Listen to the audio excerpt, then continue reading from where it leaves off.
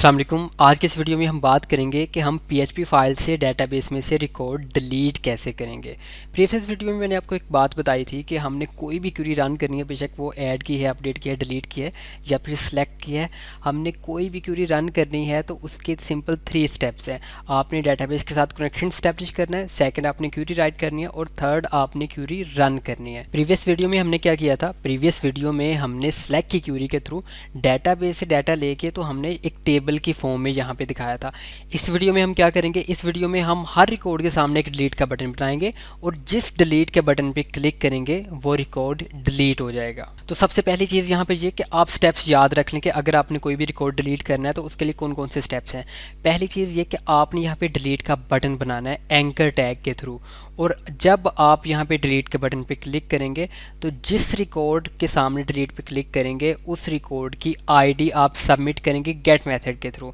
Then आप वो ID लेके तो फिर आप उस आईडी का रिकॉर्ड डिलीट कर देंगे क्वेरी के थ्रू। तो चलते हैं, स्टार्ट करते हैं। सबसे पहले हम यहाँ पे क्या करेंगे, जो हमने यहाँ पे टेबल बनाया है हम यहाँ पे एक एक्स्ट्रा कॉलम ऐड करते हैं और उसका नेम हम यहाँ पे रखते हैं एक्शन। और जैसे ही हम इसको रीलोड करते हैं, चेक करें हमारे पास यहाँ पे एक्शन आ गया। ऊपर वाली रो में हमने एक्शन लिया है तो नीचे हम एक और टीडी यहाँ पे लेते हैं। टीडी हम क्यों ले रहे हैं? क्योंकि हमने टेबल रोज एंड कॉलम्स की फॉर्म में यहाँ पे प्रिंट कर रहे हैं। तो यहाँ पे एक सिंपल एंकर टैग हम लेते हैं और इसमें हम राइट करेंगे डिलीट। अगर आपने इसके ऊपर बूटस्ट्रैप क्लास अप्लाई करनी है तो आप यहाँ पे राइट करेंगे क्लास बटन बटन डेंजर। जैसे ही रीलोड करेंगे चेक करें आपके पास अभी ये इस तरह से डिलीट का बटन नज़र आ रहा है। अभी नेक्स्ट स्टेप क्या है? नेक्स्ट स्टेप ये है कि जब मैं इस डिलीट के ऊपर क्लिक करूं तो ये जो रिकॉर्ड है इसी रिकॉर्ड की जो भी आईडी होगी वो गेट मेथड के थ्रू सबमिट हो। कैसे? मीन कि ये मेरे पास डेटाबेस में रिकॉर्ड है तो हर रिकॉर्ड की एक यूनिक आईडी, इसकी आईडी 2 है, इसकी आईडी 3 है, इसकी आईडी 4 है। तो जिस रिकॉर्ड के सामने वाले डिलीट पे मैं क्लिक करूँगा उसी रिकॉर्ड की आईडी सबमिट होनी चाहिए। तो ये कैसे? सबसे पहले मैं ऐसे करता हूँ, मैं एक कॉलम यहाँ पे एक और ऐड कर लेता हूँ आईडी का, और यहाँ पे भी जिस तरह से मैं बाकी सारे कॉलम प्रिंट कर रहा हूँ तो यहाँ पे भी मैं आईडी का कॉलम प्रिंट कर लेता हूँ। तो जैसे ही मैं यहाँ पे जाके रीलोड करूँगा चेक करें स्टार्ट पे यहाँ पे आईडी प्रिंट हो रही है, हर रिकॉर्ड की आईडी। गेट मेथड के थ्रू हम वैल्यू कैसे सबमिट करते थे? सबसे पहले यहाँ पे आएगा पेज का नाम, फाइल का नाम कि आपने किस फाइल पे सबमिट करना है। उसके बाद यहाँ पे आएगा क्वेश्चन मार्क, उसके बाद वेरिएबल का नेम आएगा, लाइक दैट मैं आईडी वेरिएबल रख देता हूँ। उसके बाद यहाँ पे वैल्यू आएगी। अब यहाँ पे वैल्यू क्या आएगी? जिस तरह से हर रिकॉर्ड की आईडी है, जैसे कि पहली दफ़ा जब ये वाइल लूप चलेगा तो यहाँ पे पहली आईडी आएगी, दूसरी दफ़ा चलेगा तो दूसरी आईडी आएगी। मैं सेम टू सेम यही आईडी यहाँ से कॉपी करके तो इसके आगे मैं पेस्ट कर देता हूँ। अब यहाँ से आपने थोड़ा सा समझना है, यहाँ पे हमने test.php नेम रखा क्योंकि हमने इसी फाइल के ऊपर यहाँ पे काम कर रहे हैं, और उसके बाद आईडी वेरिएबल, उसके बाद इसके अंदर आईडी साइन करवा दी। जब फर्स्ट टाइम आपकी वाइल लूप चलेगी तो आपकी डिलीट वाले बटन में जो आईडी के अगेंस्ट आपकी वैल्यू स्टोर होगी वो फर्स्ट आईडी स्टोर होगी, फर्स्ट रिकॉर्ड की आईडी।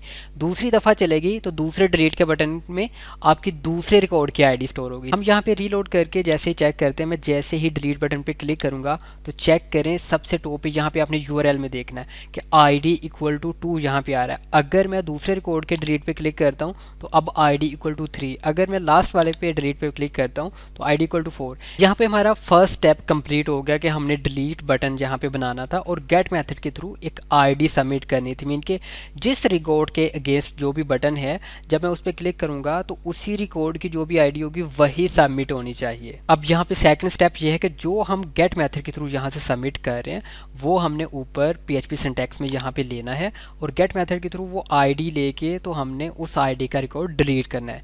यहाँ पे हम राइट करेंगे if set get ID, mean के हमारे पास गेट मेथड के थ्रू जो भी आईडी आ रही है तो हमने गेट मेथड के थ्रू यहाँ पे आईडी लेके तो एक आईडी वेरिएबल के अंदर हम यहाँ पे असाइन कर देते हैं।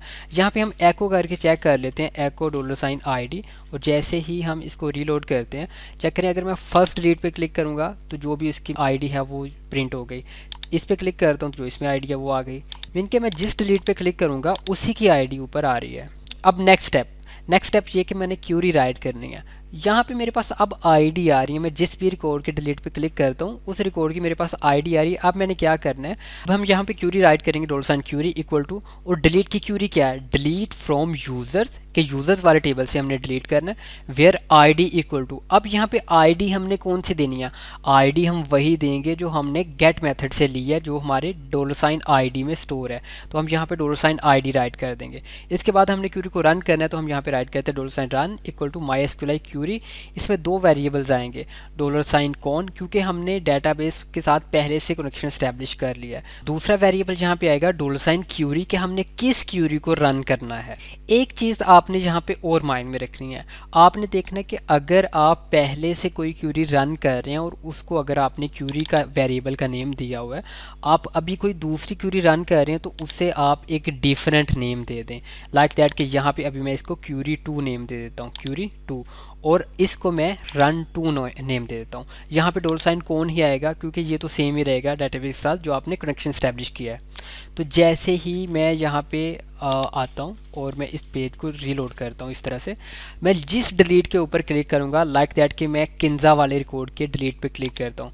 मैंने डिलीट पे क्लिक किया, क्या यहाँ से रिकॉर्ड डिलीट हुआ? रिकॉर्ड आपका डिलीट हो चुका है, लेकिन अभी आपका पेज रिफ्रेश नहीं हुआ, तो आपको ये अपडेटेड पेज नज़र नहीं आ रहा।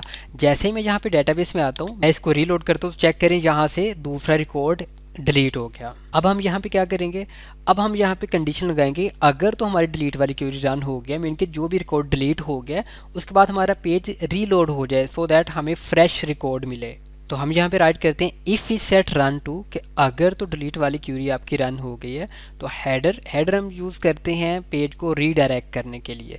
तो हेडर लोकेशन के आपने किस लोकेशन पे जाना है, तो test.php, मीन कि अगर सेम पेज पे आना तो मैंने test.php राइट कर दी, किसी और पेज पे जाना तो आप किसी दूसरे पेज का नेम यहाँ पे राइट कर सकते हैं। अभी अगर मैं यहाँ पे जाके तो मैं ये पेज को दोबारा से रीलोड करता हूँ, तो चेक करें अभी मेरे पास यहाँ पे दो रिकॉर्ड हैं। जैसे ही अगर मैं इस डिलीट पे क्लिक करता हूँ तो चेक करें उसी टाइम पे डिलीट होके तो मेरा पेज रिफ्रेश हो गया। इस वीडियो में आपने ये सीखा कि हम PHP फाइल से डेटाबेस में से कैसे रिकॉर्ड डिलीट करते हैं। इसके क्या स्टेप्स थे? इसका फर्स्ट स्टेप ये था कि आपने हर रिकॉर्ड के अगेंस्ट एक बटन बनाना है, डिलीट का बटन बनाना है।